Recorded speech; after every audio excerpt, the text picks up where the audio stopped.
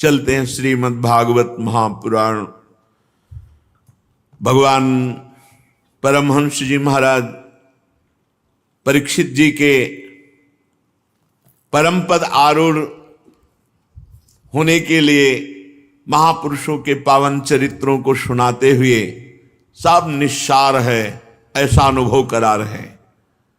आपने कल श्रवण किया नाभाग जी का चरित्र और उनके पुत्र अम्बरीश जी का पावन चरित्र। अम्बरीश जी के 3 पुत्र हुए, विरूप, केतुमान, शंभु। विरूप से प्रसदस्व और उसका पुत्र रथीतर हुआ। रथीतर संतानहीन थे। वंश परंपरा की रक्षा के लिए अंगिरा ऋषि से प्रार्थना की तो उन्होंने उनकी पत्नी से ब्रह्म तेज संपन्न कई पुत्र उत्पन्न किए। ये शास्त्रीय पद्धति पूर्व में थी कि जो परम पवित्र पातिव्रत धर्म धारण करने वाली स्त्रियां हैं, यदि पति से संतान नहीं हुई तो फिर ब्रह्म ऋषि से संतान उत्पन्न करने के विधान थे। वो भी ऐसे वेश बना करके, घृणास्पद भेष बनाकर नजदीक जाना, संकल्प के द्वारा या सहवास के द्वारा, गर्भधारण, फिर दोबारा जीवन में कभी सामने ना आना, ऐसी पद्धति थी। इसी पद्धति का रहस्य जानने वाली माता कुंती ने महाराज पांडु से कहा कि अब आपके द्वारा संतान तो हो नहीं सकती, क्योंकि शाप हो चुका है ऋषि का कि आप सहवास करेंगे तो मृत्यु को प्राप्त हो जाएंगे। तो आप आदेश करें, हम एक एक देवता को बुलाते हैं। तो सबसे पहले ये धर्म है कि नहीं, इसीलिए धर्म को बुलाया था। ऐसे ही भगवान व्यास देव जी द्वारा धृतराष्ट्र, पांडु और विदुर जी का प्रादुर्भाव हुआ इसी पद्धति से। तो इसी पद्धति से अंगिरा ऋषि से प्रार्थना की तो उन्होंने उनकी पत्नी से ब्रह्म तेज से संपन्न कई पुत्र उत्पन्न किए। यद्यपि ये सब रथीतर की भार्या से उत्पन्न हुए थे, इसलिए इनका गोत्र वही होना चाहिए था जो रथीतर का था। फिर भी अंगिरा ऋषि से प्रकट हुए, इसलिए आंगिरस गोत्र के कहलाए। ये ही रथीतर वंशियों के प्रवर कुल में सर्वश्रेष्ठ पुरुष कहलाए, क्योंकि ब्रह्म ऋषि की संतान क्षत्रिय माता और ब्रह्म ऋषि पिता, इन दोनों के गोत्रों से इनका संबंध था। परीक्षित जी एक बार मनु जी के छींकने पर उनके नासिका से इक्ष्वाकु नाम का पुत्र उत्पन्न हुआ। छींकने से पुत्र उत्पन्न हो गया। ऐसे तपस्वी, ऐसे भजनानंदी महापुरुष मनु जी महाराज। इक्ष्वाकु नाम का पुत्र हुआ। इक्ष्वाकु से 100 पुत्र हुए। उनमें सबसे बड़े 3 थे, विकुक्ष, निमि और दंडक।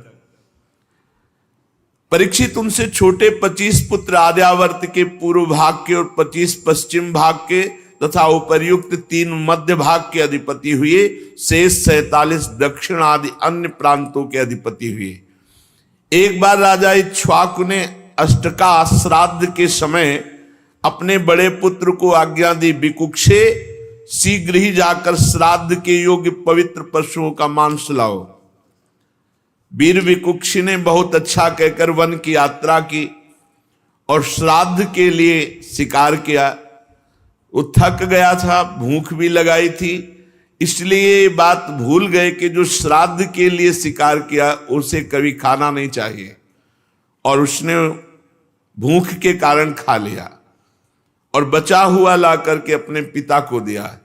इक्ष्वाकु ने अपने गुरुदेव से प्रोक्षण विधि से पवित्र करके श्राद्ध के लिए कहा, तो गुरुजी ने जो ही प्रोक्षण किया उन्होंने कहा ये तो दूषित हो चुका है, पवित्र हो चुका है, श्राद्ध के योग्य नहीं है। गुरुजी के कहने पर राजा इक्ष्वाकु को अपने पुत्र की करतूत का पता चला। शास्त्र विधान का उल्लंघन करने वाले पुत्र को देश निकाला दे दिया। तदनंतर इक्ष्वाकु जी ने अपने गुरुदेव वशिष्ठ जी से ज्ञान विषयक चर्चा की। फिर योग के द्वारा शरीर का परित्याग करके उन्होंने परम पद प्राप्त किया। महाराज इक्ष्वाक के देहांत हो जाने पर विकुक्षी अपनी राजधानी में लौट आए और पृथ्वी का शासन करने लगे।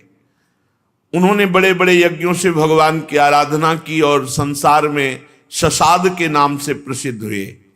विकुक्ष के पुत्र हुए पुरंजय, उन्हीं को इंद्रवाह और ककुत्स कहते हैं। जिन कर्मों के कारण उनके नाम पड़े थे उन्हें सुनो। सतयुग के अंत में देवताओं का दानवों के साथ घोर संग्राम हुआ था। उसमें सब के सब देवता दैत्यों से हार गए।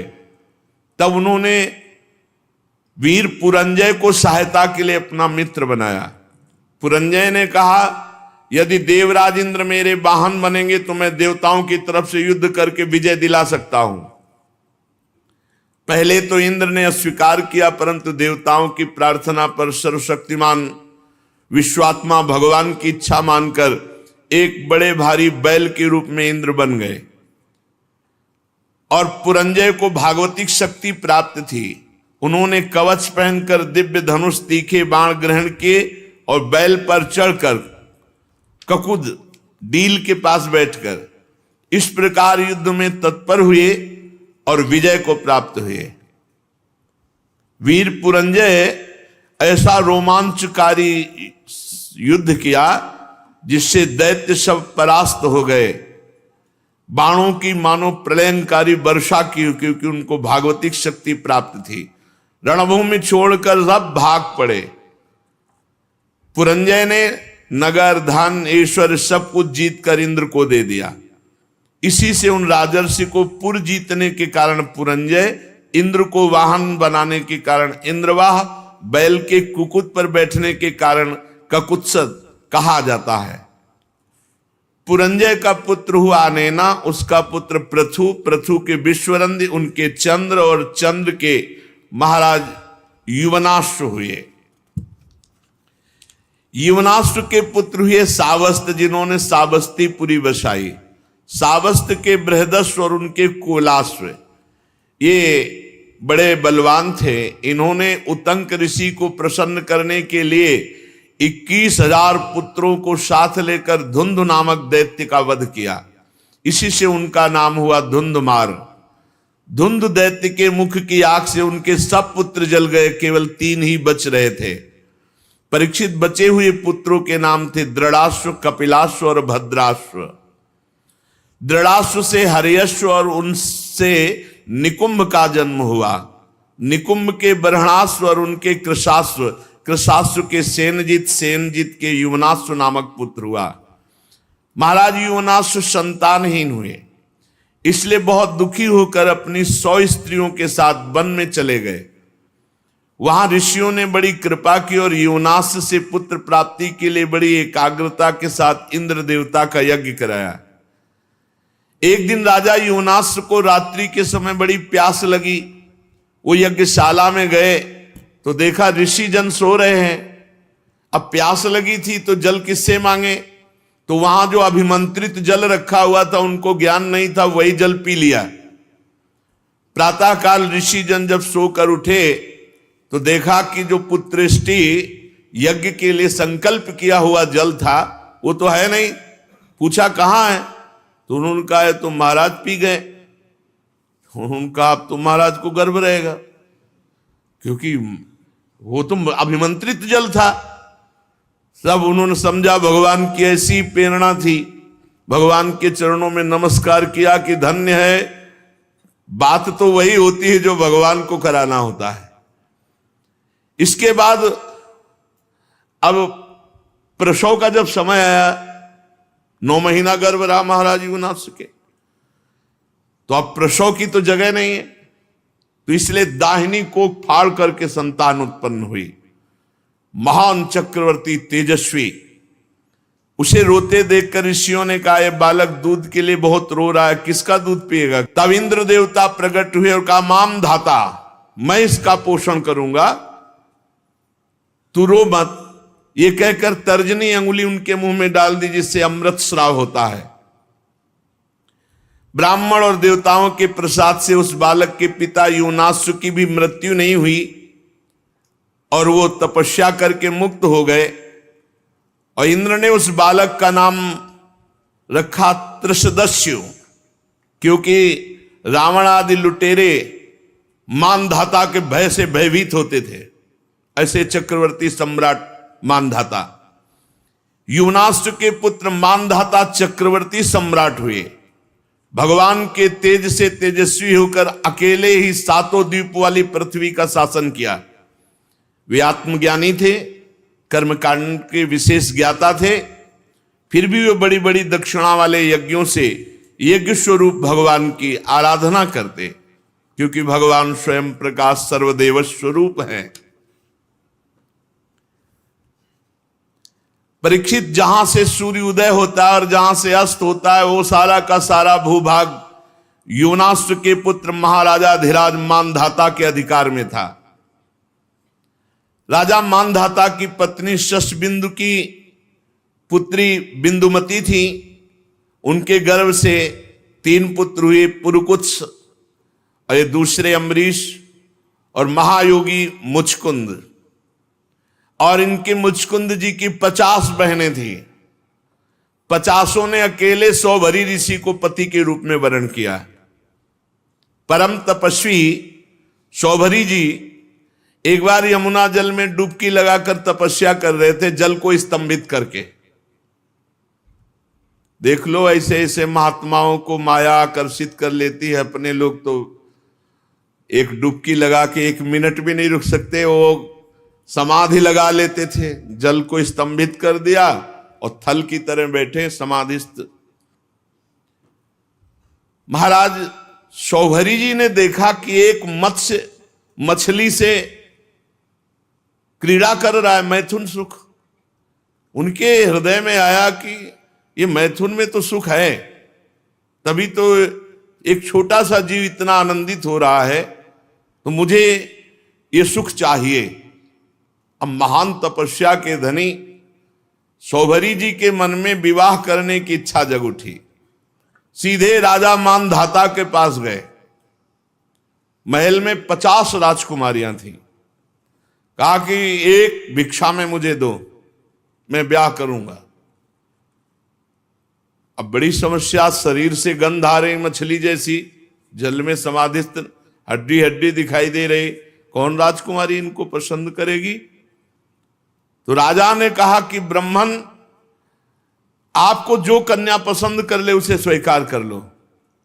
सौभरी जी ने राजा मानधाता का अभिप्राय समझा कि तुम मुझे बूढ़े समझकर, कुरूप समझकर ऐसा बोले हो ना। झुर्रियां पड़ गई, बाल पक गए, सिर कंपायमान है, तो सोच रहे होगे कि सौभरी को कौन वरण करेगा। तो अब मैं ऐसा रूप धारण करूंगा कि तुम्हारी 50 की 50 झगड़ा करके हमसे ब्याह करेंगे। राजा से कहा, तुम आदेश दो अपनी राजकुमारियों को कि सौभरी जी महल में पधार रहे हैं, जो पसंद करे वरण कर ले पति के रूप में। अब तो ऐसा सुंदर रूप संकल्प से बना, तपस्वी महापुरुषों के लिए क्या दुर्लभ। देख लो, कामना जागृत हुई तो भजन का प्रयोग कहां होने लगा। ऐसा रूप की देवांगनाएं लालायित हो जाएं। सौभरी जी ने अंतःपुर में प्रवेश किया और वहां राजा का दूत पहले ही बोला कि राजकुमारियों, परम तपस्वी सौभरी जी पधार रहे हैं, जो पति रूप में वरण करना चाहे वो वरण कर लें। फिर तो 50 कन्या दौड़ पड़ी सौभरी जी के रूप को देखकर। इतना सुंदर रूप, सबने अपना पति बना लिया। सौभरी जी ने कहा, चिंता 50 चलो, 50 के साथ ब्याह करेंगे। अब वो कन्याएं तो बहुत सुखी हो गई, इतने सामर्थ्यशाली महात्मा पति के रूप में प्राप्त हुए हैं। एक दूसरे से कलह करने लगी और एक दूसरे से कहने लगी, तुम्हारे योग्य नहीं, मेरे योग्य हैं। ऋग्वेदी सौभरी जी ने कहा 50 के योग्य है, चलो। और अपनी तपस्या के प्रभाव से नई सृष्टि की, महल, उपवन, नगर, सबकी रचना यमुना किनारे की। सौगंधिक पुष्पों के बगीचे, परिपूर्ण कमलों से सरोवर, बगीचों में बहुत सुंदर सुंदर स्थान, महल, बहुमूल्य शैया, आसन, वस्त्र, आभूषण, स्नान, सुस्वादु भोजन, पुष्पमाला, दास दासियां सब प्रकट कर दी तपस्या से। जैसे राजा की बिरुदावली का बखान करते हैं सूत मागध बद्दीजन, वैसे ही पूरा सब वैभव। जब 50 से ब्याह करके चल रहे थे तो मानधाता को लग रहा था कि भोजन की व्यवस्था कैसे होगी, तो कहा कल यमुना किनारे आ जाना। तो सप्त द्वीपवती पृथ्वी के स्वामी मानधाता जी ने जब सौभरी जी के तप का प्रभाव देखा तो आश्चर्यचकित हो गए। उनके पास भी वो भोग सामग्री नहीं थी जो सौभरी जी के पास थी। तपस्या, उनका ये गर्व जाता रहा कि मैं सार्वभौम सम्राट हूं। सौभरी जी गृहस्थी के सुख में रम गए, अपने निरोग इंद्रियों से विषयों का सेवन किया, पर विषय सेवन से कभी काम तृप्ति थोड़ी होती। जैसे घी की बूंदों से आग तो और लपट बढ़ती है, ऐसे ही उनका असंतोष बढ़ा भोगों का। 50 राजकुमारियां, वैभव, सब सुख। ऋग्वेदाचार्य सौभरी जी एक दिन यमुना जी के तट पर बैठे और विचार किया कि अरे एक क्षण का कुसंग, मछली के एक क्षण के कुसंग से मेरी ये स्थिति हो गई कि मैंने सारी तपस्या खो दी केवल भोगों के लिए। अरे मैं तो बड़ा तपस्वी संयमी था, ये मुझसे चूक कैसे हो गई? ये मेरा अधा पतन तो देखो।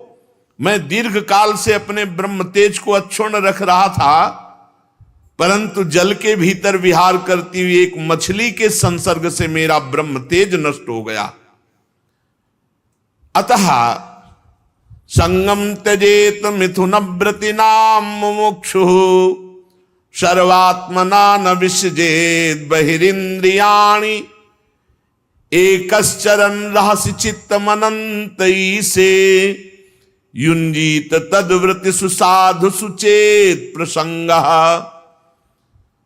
मुमुक्षु को चाहिए, साधक को चाहिए, जो भगवत प्राप्ति करना चाहता है, मैथुन धर्म से युक्त किसी भी प्राणी पर दृष्टि न डाले, न उनका संग करे। चाहे पशु पक्षी ही क्यों न मैथुन कर रहे हो, अचानक दृष्टि चली गई, नीचे करो और नाम जप करो, दोबारा उधर मत देखना। दोबारा देखा तो घटना घटेगी जीवन में, उसका संकल्प बनेगा, क्रिया में उतर जाओगे। संगम त्यजेत मिथुन व्रतिनाम मुमुक्षु, जो मुक्त होना चाहता है ऐसे व्रत वाला साधक कभी किसी जीव को मैथुन करते हुए ना देखे। अगर एक बार दृष्टि चली जाए तो तुरंत वहां से हटा के नाम जप में लगावे। सर्वात्मना न विसजेत बहिरिंद्रियाणि, सदैव अपनी इंद्रियों को अंतर्मुख रखे, बहिर्मुख न छोड़ दे, स्वतंत्र रूप से इंद्रियों को बहिर्मुख ना होने दे। एकश्चरन्, अकेला रहे, चित्त मनंतई से, अपने चित्त को सर्वशक्तिमान भगवान में ही केवल जोड़े। चित्त का चिंतन विषय ना होना चाहिए, परमात्मा होना चाहिए। एकश्चरन् रहस चित्त मनंतई से युंजीत तद्वृत्ति सुसाधु सुचेत प्रसंगा। अगर संग करना पड़े तो भगवत प्रेमी महात्माओं का संग करे, अन्यथा असंग रहे, निरंतर भगवत चिंतन परायण रहे, इंद्रियों को अंतर्मुख रखे, कभी किसी को मैथुन से सहवास से युक्त देखकर आकर्षित ना हो जाए। नहीं, सौभरी जी कह रहे हैं कि हमारी दुर्दशा देख लो। विघ्न से बचने के लिए जल को स्तंभित करके भजन कर रहे थे, वही विघ्न पड़ गया। भगवान नाम निरंतर जपो, इंद्रियों को स्वतंत्रता मत दो, कोई बहिर्मुख दृश्य ऐसा मोबाइल में या बाहर मत देखो जो तुम्हें भगवत विमुख कर दे। देखो, मैं पहले एकांत में अकेले तपस्या में संलग्न था, फिर मछली का मैथुन देखा। मोबाइल में गलत दृश्य देखने वाले कैसे संभल सकते हैं? जब मछली की क्रीड़ा देखकर एक महात्मा 50 ब्याह करता है, तो तुम मनुष्य की क्रीड़ा देखोगे सर्च करके, गंदी गंदी बातें देखोगे, इधर उधर की नाटक नौटंकी देखोगे, तुम भजन करोगे? ये बहुत बड़ी कलयुग की कुचाल है मोबाइल। अगर इससे काम ले पावे तो अपने बस जो महापुरुषों के वचन सुन लो, या जो अत्यंत आवश्यक कार्य कर लो, नहीं तो स्विच ऑफ करके रख दो। अगर बार बार उसको देखना और किसका मैसेज और सब, तो फिर वो आकर्षण चित्त में ऐसा बैठेगा कि एकांत में गंदी बातें देखने लगोगे। मतलब अगर मोबाइल से सही प्रयोग ना हुआ तो मोबाइल ही काफी है साधक को भ्रष्ट करने के लिए, नष्ट करने के लिए। इसलिए मैं पहले एकांत में अकेले तपस्या में संलग्न था। मछली की मैथुन क्रीड़ा देखकर 50 विवाह किए, फिर संतान से 5000 हो गई। कहां अकेला, कहां 5000 के बीच में। विषयों में सत्य बुद्धि होने से माया ने मेरी बुद्धि का हरण कर लिया। अब तो लोक परलोक की इतनी कामनाएं, मैं पार नहीं पा रहा। कहां अकेला भगवत चिंतन कर रहे थे, कहां 50 पत्नी, फिर 5000 संतान, फिर उनके ब्याह बर, फिर उनकी, कहां मैं फंस गया। ऐसा ज्ञान होने पर तत्काल विरक्त हुए और सन्यास पुनः लिया और वन को चले गए। अपने पति को ही सर्वस्व मानने वाली उन पत्नियों ने एकांत वन में भगवत चिंतन करते हुए शरीर छोड़ा। और सौभरी जी ने बड़ी घोर तपस्या की, शरीर को सुखा दिया और परमात्मा में लीन कर दिया। परीक्षित, जैसे ज्वालाएं अग्नि की शांत हो जाती हैं, वैसे ही उनकी 50 पत्नियां सौभरी जी के चरण चिंतन करके उत्तम गति को प्राप्त हुई, भगवद आराधना करके उत्तम गति को प्राप्त हुई।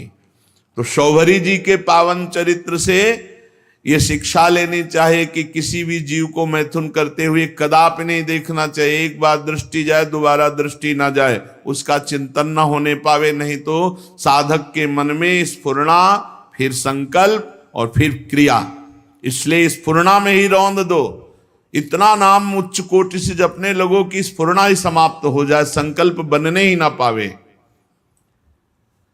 श्री सुखदेव जी महाराज कहते, परीक्षित, मैं वर्णन कर चुका हूं कि मानधाता के पुत्रों में सबसे श्रेष्ठ अम्बरीश जी थे। उनके दादा युवनाश्व ने उन्हें पुत्र रूप में स्वीकार कर लिया। उनका पुत्र युवनाश्व का हारित मानधाता के वंश में 3 अवान्तर गोत्रों के प्रवर्तक हुए। नागों ने अपनी बहन नर्मदा का विवाह पुरुकुत्स से कर दिया। नागराज वासुकी की आज्ञा से नर्मदा अपने पति को रसातल में ले गई और वहां भगवान की शक्ति से संपन्न होकर पुरुकुत्स ने वध करने योग्य गंधर्वों को मार डाला। इस पर नागराज ने प्रसन्न होकर पुरुकुत्स को वर दिया कि जो इस प्रसंग का स्मरण करेगा उसे सर्पों से कोई भय नहीं रह जाएगा। राजा पुरुकुत्स का पुत्र त्रिशदस्य था, उसके पुत्र हुए अनरण्य, अनरण्य के हर्यश्व, उसके अरुण और अरुण के त्रिबंधन, त्रिबंधन के पुत्र सत्यव्रत हुए। यही सत्यव्रत त्रिशंकु के नाम से विख्यात हुए।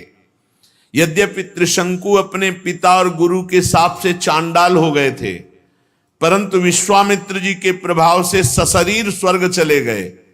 जब देवताओं ने देखा अनाधिकारी तप के बल से स्वर्ग भेजा गया, तो वहां से ढकेल दिया और वे नीचे को सिर किए हुए गिर पड़े। परंतु विश्वामित्र जी के तपोबल से वो आकाश में ही स्थित है। न स्वर्ग मिला, न ये लोग बीच में टंगे हुए हैं। त्रिशंकु जी वे अब भी आकाश में लटके हुए हैं। त्रिशंकु के पुत्र थे हरिश्चंद्र जी। उनके लिए विश्वामित्र और वशिष्ठ एक दूसरे को शाप देकर पक्षी हो गए और बहुत वर्षों तक लड़ते रहे। हरिश्चंद्र के कोई संतान न थी, इससे वो बहुत उदास रहा करते थे। नारद जी के उपदेश से वे वरुण देवता की शरण में गए, उनसे प्रार्थना की कि प्रभु मुझे पुत्र प्राप्त हो। महाराज, मेरे वीर पुत्र होगा तो मैं उसी से आपका यजन करूंगा। वरुण देवता ने कहा ठीक है, तब वरुण की कृपा से हरिश्चंद्र के रोहित नाम का पुत्र हुआ। पुत्र होते ही वरुण ने आकर कहा, हरिश्चंद्र तुम्हें पुत्र प्राप्त हो गया, अब इसके द्वारा मेरा यज्ञ करो। हरिश्चंद्र ने कहा, जब आपका ये रोहित 10 दिन से अधिक का हो जाएगा तब यज्ञ योग्य होगा। 10 दिन बीतने पर वरुण जी ने आकर के, आप मेरा यज्ञ करो। हरिश्चंद्र ने कहा, जब आपका ये रोहित मुंह में दांत निकल आएंगे तब यज्ञ के योग्य होगा। दांत उगाने पर वरुण देवता ने कहा, अब तो दांत निकल आए, मेरा यज्ञ करो। हरिश्चंद्र ने कहा, जब इसके दूध के दांत गिर जाएंगे तब ये यज्ञ के योग होगा। जब दूध के दांत गिर गए तो वरुण देवता ने कहा, अब तो मेरा यज्ञ करो। हरिश्चंद्र ने कहा, जब दोबारा दांत आ जाएंगे तब ये यज्ञ के योग्य होगा। दांतों के उगाने पर वरुण ने कहा, मेरा यज्ञ करो। हरिश्चंद्र ने कहा, महाराज क्षत्रिय राजकुमार तब यज्ञ के योग्य होता है जब वो कवच धारण करने लगे। राजा हरिश्चंद्र पुत्र के प्रेम से ऐसा टालते रहे। उनका हृदय पुत्र प्रेम में जकड़ा हुआ था। जो जो समय बताते वरुण देवता उसी की बाट देखते। जब रोहित कुंवर को इस बात का पता चला कि पिताजी तो मेरा बलिदान करना चाहते हैं, तो अपने प्राणों की रक्षा के लिए हाथ में धनुष लेकर वन में चले गए। कुछ दिन के बाद उन्हें मालूम हुआ कि वरुण देवता ने रुष्ट होकर मेरे पिताजी पर आक्रमण किया है, जिसके कारण वे महोदर रोग से पीड़ित हो रहे। तब रोहित अपने नगर की ओर चल पड़ा, परंतु इंद्र ने आकर उसे रोक दिया। कहा, बेटा रोहित, यज्ञ पशु बनकर मरने की अपेक्षा है पवित्र तीर्थ और क्षेत्रों का सेवन करते हुए पृथ्वी में विचरण करना। इंद्र की बात मानकर वो 1 वर्ष तक और वन में ही रहे। इस प्रकार दूसरे, तीसरे, चौथे और 5वें वर्ष जहां जाने का विचार करते तो इंद्र देवता कोई न कोई रूप रखकर आते और उसे रोक देते। 6 वर्ष तक रोहित वन में ही रहे। 7वें वर्ष जब वो अपने नगर को लौटने लगे तो उसने अजीगर्त से उनके मंझले पुत्र शुनासेप को मोल ले लिया और उसे यज्ञ पशु बनाने के लिए अपने पिता को सौंपकर उनके चरणों में नमस्कार किया। तब परम यशस्वी श्रेष्ठ चरित्र वाले राजा हरिश्चंद्र ने महोदर रोग से छूटकर पुरुषमेध यज्ञ के द्वारा वरुण आदि देवताओं का यजन किया। उस यज्ञ में विश्वामित्र जी होता हुए, परम संयमी जमदग्नि जी ने अध्वर्यु का काम किया, वशिष्ठ जी ब्रह्मा बने, अयास्य मुनि सामगान करने वाले उद्गाता बने। उस समय इंद्र ने प्रसन्न होकर हरिश्चंद्र को एक सोने का रथ दिया। आगे चलकर मैं शुनासेप का महात्म वर्णन करूंगा। हरिश्चंद्र को अपनी पत्नी के साथ सत्य में दृढ़ता पूर्वक स्थित देकर विश्वामित्र जी बहुत प्रसन्न हुए। विश्वामित्र जी ने बड़ी कठोर परीक्षा ली हरिश्चंद्र जी की। एक दिन महाराज हरिश्चंद्र जी अपने राज्य के वन में भ्रमण कर रहे थे तो आवाज आई कुछ स्त्रियों की, रक्षा करो, रक्षा करो। महाराज हरिश्चंद्र ने विचार किया कि हमारे राज्य में कोई बेविचारी तो है नहीं जो ऐसा कर सके। उनके राज्य में कोई ऐसा नहीं था। बहुत कठोर शासन हरिश्चंद्र जी का। ये अयोध्या के चक्रवर्ती सम्राट थे, धर्मात्मा, प्रजापालक, दानवीर, भगवत भक्त और धर्मनिष्ठा का ऐसा प्रभाव कि इनके राज्य में कोई किसी माता बहन की तरफ गंदी दृष्टि से भी नहीं देख सकता था। इसीलिए उनके राज्य में किसी की अकाल मृत्यु नहीं होती, किसी को रोग नहीं होता। पूर्ववासियों में बड़ी धर्म की रुचि थी। तो जब एक दिन जंगल में शिकार खेलने गए तो वहां कुछ स्त्रियां पुकार रही थी और कह रही थी, हमें बचाओ, हमें बचाओ। राजा ने शिकार खेलना छोड़कर उनके समीप गए और कहा, डरो मत, हमारे राज्य में ऐसा दुष्ट बुद्धि वाला तो कोई है ही नहीं जो इस अन्याय करके किसी स्त्री को ऐसे, डरो मत। तो शांत हो गई। पास में देखा विश्वामित्र जी खड़े थे और वो स्त्रियां और कोई नहीं थी, विद्याएं थी जो अपने तपोबल से समस्त विद्याओं को अधीन विश्वामित्र जी कर रहे थे। मूर्तिमती विद्या स्त्री होकर क्रंदन कर रही थी और विश्वामित्र जी उन्हें अधीन कर रहे थे। जब उन्होंने कहा ऐसा कोई दुष्ट बुद्धि वाला हमारे राज्य में है ही नहीं, कौन है जो तुम्हें सता रहा है? तो विश्वामित्र जी ने कहा, सता तो हम रहे, तो दुष्ट बुद्धि के हम हुए। और भारी क्रोध आ गया। जो ही क्रोध आया सो तप में क्रोध आना हानि का विषय, विद्याएं सब अंतर ध्यान हो गई। विश्वामित्र जी ने कहा, इतना तप करने के बाद मैंने अपने क्रोध को संभाला था और विद्याओं को अधीन किया, तुमने मुक्त करा दिया, तुम बड़े दयालु हो। गुस्सा में कहा। हरिश्चंद्र जी ने हाथ जोड़कर विनय पूर्वक कहा, मुनि, मैं राज्य धर्म का पालन कर रहा हूं। राजा का कर्तव्य है, यदि कोई अनाथ, कोई शरणागत किसी भी तरह सताया जाता है तो उसकी रक्षा करना कर्तव्य है। अच्छा, तो फिर मेरी भी रक्षा करो, मेरी इच्छा अनुसार दान करो। राजा ने कहा, आदेश कीजिए। तो उनका, इस समय तुम्हारे पास क्या है? घोड़ा, खजाने की चाबी, दो। दान ले लिया और कहा, दक्षिणा में हमें प्रचुर स्वर्ण चाहिए। कहा, दिया। ठीक, चलो दक्षिणा दो। तो उनका खजाने तो पहुंचे। बोले, मिथ्यावादी, जब खजाने की चाबी दे दी तो खजाना तेरा कैसे? हाँ, ये बात तो है। और घोड़ा दे दिया तो जहां तक घोड़े की टाप गई, सारा राज्य मेरा। बहुत दानी बनता है, बहुत उदार बनता है, विद्याओं की रक्षा करेगा तू, अब दे। तो उनका, महाराज चिंता मत करो, हमारे राज्य में तो हमको कोई खरीदेगा नहीं, और वो राज्य अब आपका हो चुका है। इसलिए राजा ने विचार किया कि सभी शास्त्र पुराण कहते हैं काशीपुरी भगवान शंकर के त्रिशूल पर बसी है और उसके अधिपति देवाधिदेव महादेव हैं। अतः वो परम दिव्यपुरी में चल करके अपने आप को बेचना चाहिए, और जो बेचने से स्वर्ण मिले वो दक्षिणा में देना चाहिए। जो अभी चक्रवर्ती सम्राट थे, विश्वामित्र जी ने नंगे पैर निकाला राज्य से, और जाओ बिको और दक्षिणा दो। अब परम सुकुमारी रानी सेव्या, पुत्र रोहित काशी को चल पड़े। मार्ग में मुनि ने एक माया रची कि राजा रानी और रोहित तीनों को अत्यंत प्यास लगी। बहुत सुंदर जल की, मीठे जल की सृष्टि की, और आप बैठ गए ब्राह्मण के वेश में और कहा, आओ पानी पी लो। बहुत आग्रह किया। राजा ने कहा, मैंने मुनि को दान दिया है, दान की पूर्णता दक्षिणा से होती, जब तक दक्षिणा नहीं दे लूंगा पानी नहीं पीऊंगा। ऐसा कह के राजा आगे बढ़ गए। ब्राह्मण ने रानी और रोहित कुंवर से भी कहा कि जल पी लो। उन्होंने कहा, नहीं, हम धर्मात्मा राजा की संतान हैं, हम उनकी पत्नी हैं, जब तक राजा अपनी दक्षिणा नहीं दे देते तब तक हम पानी नहीं पिएंगे। ब्राह्मण ने कहा, झूठ, राजा तो जल पी गए, तुम लोग क्यों जल नहीं पियोगे?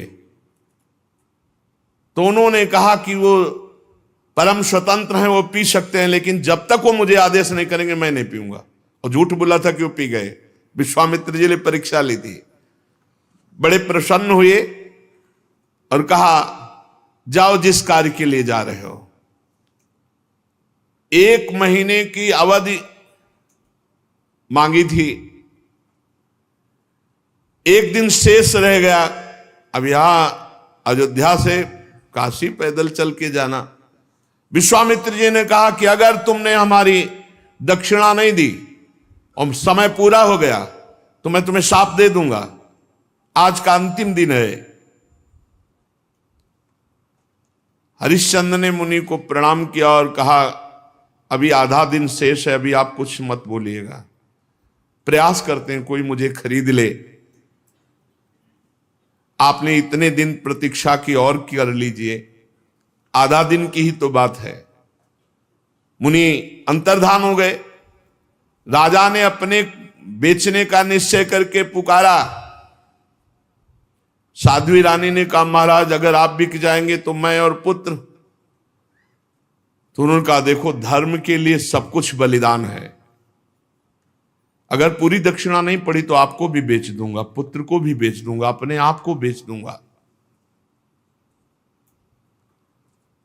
पति की ऐसी अवस्था देख करके रानी बहुत अंदर से विकल हुई। उधर विश्वामित्र जी की कड़ी चेतावना, तो चित्त में दुख है और गदगद कंठ से पुकार, कोई मुझे खरीद ले। तो एक वृद्ध ब्राह्मणी के वेश में 500 स्वर्ण मुद्राएं देकर के रानी को खरीदा। रानी ने उस ब्राह्मणी से प्रार्थना की कि यथाशक्ति मैं घर की पूरी सेवा करूंगी, कभी इंकार नहीं करूंगी। मेरी 3 बातें आपको माननी होंगी। मैं कभी किसी पुरुष से संभाषण नहीं करूंगी, एकांत में नहीं मिलूंगी, किसी का जूठा नहीं खाऊंगी, और सेवा के अतिरिक्त मैं एकांतवास करूंगी, मेरे समीप कोई नहीं आना चाहिए। स्वीकार कर लिया। अब राजा के सामने ही रानी बिक गई। अब पुत्र को अंचल पकड़कर मां के संग जाते देख करके पहले तो बहुत हटाया, जब नहीं हटा तब कुछ स्वर्ण मुद्राएं देकर पुत्र को भी साथ में खरीद लिया। राजा अत्यंत दुख से व्यथित कि कहां राजकुमार और महारानी कैसे रहती थी, आज बिक करके सेवा में। विश्वामित्र जी याद हमके राजा ने प्राप्त धन कि हमने पुत्र और पत्नी बेच दिया, ये लीजिए। तो उनका शेष पूरा कौन करेगा? कहा महाराज अभी मैं हूं ना, मैं अपने को आवाज लगाता हूं, कोई न कोई मिल ही जाएगा। तो उसी समय चांडाल खरीदने के लिए उपस्थित हुआ। विश्वामित्र जी की पूरी दक्षिणा दी। जब राजा को पता चला खरीदने वाला मेरे को चांडाल है, तो उन्होंने कहा विश्वामित्र जी आपकी शाप की अग्नि से जलकर मरना ठीक है, लेकिन इस चांडाल की अधीनता मैं स्वीकार नहीं कर सकता। विश्वामित्र जी समय खत्म हो रहा है, मुझे दक्षिणा चाहिए थी, वो मिल गई, अब तुमको चांडाल के अधीन होके रहना पड़ेगा। अब तो उसकी इच्छानुसार बनकर के दास सेवा करनी होगी। विश्वामित्र जी ने कहा 1 अरब स्वर्ण मुद्रा दी है, हरिश्चंद्र तुम्हारे को खरीद लिया इस चांडाल ने। बड़ी विडंबना, चक्रवर्ती सम्राट चांडाल के अधीन। उन्होंने कहा स्मशान में पहरा दो। रात्रि में स्मशान के पहरा में काम में लगा दिया। अब और दिन रात लाठी लिए हुए मरघट में सौदा करने वालों से कर वसूल करते। जहां सैकड़ों दासियां सेवा में रहती थी, वहां महारानी दासी बनकर के ब्राह्मणी के यहां सेवा में झाड़ू लगाना, घर लीपना, जल भरना, ये सब। और राजकुमार रोहित को भी सेवा दी गई थी, पुष्प चयन करके लाओ। विश्वामित्र जी को इतने पे भी संतोष नहीं हुआ। चांडाल की आज्ञा से नादों में जल भरते थे और विश्वामित्र जी उन नादों को फोड़ देते। जब जल बह जाता तो चांडाल आकर बहुत तिरस्कार करता हरिश्चंद्र का, हाथ जोड़े सर झुकाए खड़े रहते हरिश्चंद्र। एक दिन पुष्प चयन करने के लिए संध्या के समय राजकुमार रोहित गया तो वहां सर्प ने डस लिया। तत्काल प्राणांत हो गया बालक का। अब महारानी जिस पुत्र का मुख देखकर जीवित थी, वो पुत्र विधाता ने छीन लिया। दुख पे अपार दुख। रात्रि का घोर अंधकार, आकाश में मेघ आच्छन्न है। अकेली पुत्र के शव को लोग लेकर रोती हुई जा रही हैं, वहां कोई साथ नहीं, कोई ब्राह्मणी साथ नहीं है। श्मशान में पहुंची। हरिश्चंद्र जी ने देखा, रे ये हालत हमारी पत्नी की धर्म के लिए, लेकिन मैं जब भिक्षुका हूं तो अपने धर्म से नहीं हटूंगा। रानी विवश में ही रात में सौ लेकर श्मशान जब गई तो वहां बहुत जोर के रोती हुई हरिश्चंद्र से कहा कि तुम्हारा पुत्र पधार गया है, सर्प ने काट लिया है। हरिश्चंद्र बोले श्मशान के स्वामी का पहले कर दो, फिर आपके लिए बिक गई हूं, आपके लिए बिकी हूं पुत्र के सहित। तो पुत्र पधार गया है, हमसे कह रहे हो कर दो, कहां से दूं, क्या है हमारे पास। अयोध्या नरेश चक्रवर्ती सम्राट महाराज हरिश्चंद्र वज्रपात मानो हो गया हो, लेकिन हिले नहीं, अपने धर्म में रहे। उन्होंने कहा कि तुम कल्पना भी नहीं कर सकती हो कि हरिश्चंद्र का हृदय इस समय कैसा है। देवी, आज्ञा का पालन अपने स्वामी को कर दिए बिना यहां हम सौदाह या प्रवाह नहीं होने देंगे। तुम अपने धर्म का पालन करो और मैं अपने धर्म का पालन करूंगा। देखो, तुम तनिक भी डिगना नहीं, भारी से भारी संकट आने पर भी तुम अपने धर्म में स्थित रहना, धर्म तुम्हारी रक्षा कर लेगा। सौ ढकने के लिए कोई वस्त्र तो था नहीं, तो अपने जो शरीर में वस्त्र था उसके पहला ही टुकड़ा करके लपेट कर लाई थी। पतिव्रता ने दूसरा उसी कपड़े का जैसा हिस्सा फाड़ा और कहा कि ये कर के रूप में ले लो। जे ही उन्होंने लिया तो विश्वामित्र जी प्रकट हुए और कहा, आपने वो करके दिखाया, कोई मैं एक महात्मा के वचनों का पालन करने के लिए या धर्म के पालन के लिए इस तरह अपने जीवन को, राज्य को, परिवार को। उसी समय जो चांडाल ने खरीदा था वो प्रकट हुए और कहा, जानते हो मैं मूर्तिमान धर्म हूं, तुम्हें दास कौन बना सकता है। जो धर्मात्मा पुरुष है उसको किसी की त्रिभुवन में ताकत नहीं कि उसे दास बना सके। साक्षात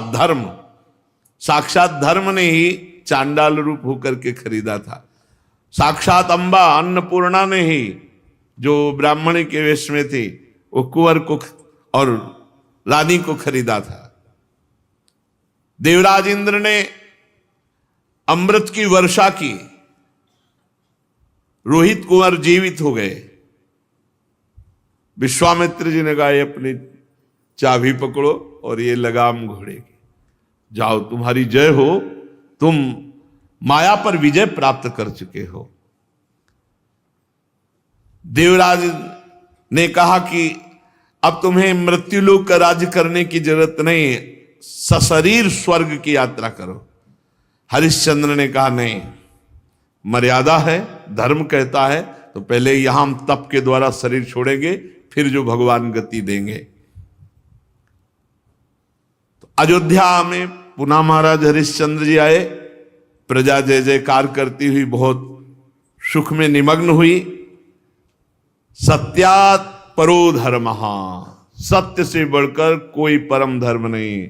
और जो धर्म का पालन करने के लिए कष्ट सहता है उसकी सदैव विजय होती है। ऐसे महाराज त्रिशंकु के पुत्र हरिश्चंद्र जी थे, जिनका यश सत्य के लिए विस्तार को प्राप्त हुआ। शेष चर्चा आगे। श्री राधा वल्लभ लाल की।